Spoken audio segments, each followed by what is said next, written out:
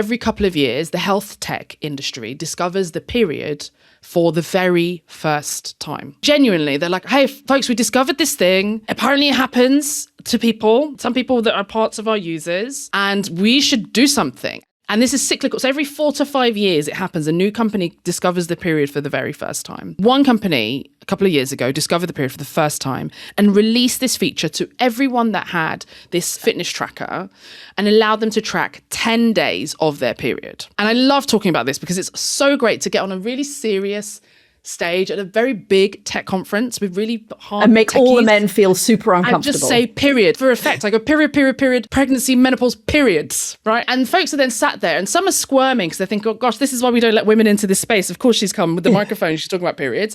And others are thinking 10 days in a period.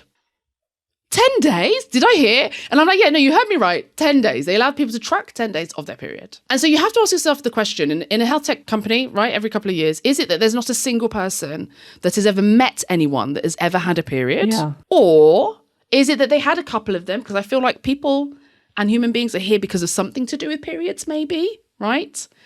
But in that process where they went from the research, they did the development, they implemented it, they tested it, they released it out to all of their millions of users, that in that entire process, there was not a single person who knew anything about a period that could be heard, could be listened to, that could ask what would have been a silly question. It would have been a silly question. 10 days on the period, what does that actually mean? Would have felt like a silly question to say out loud, but would have saved so much effort and wasted time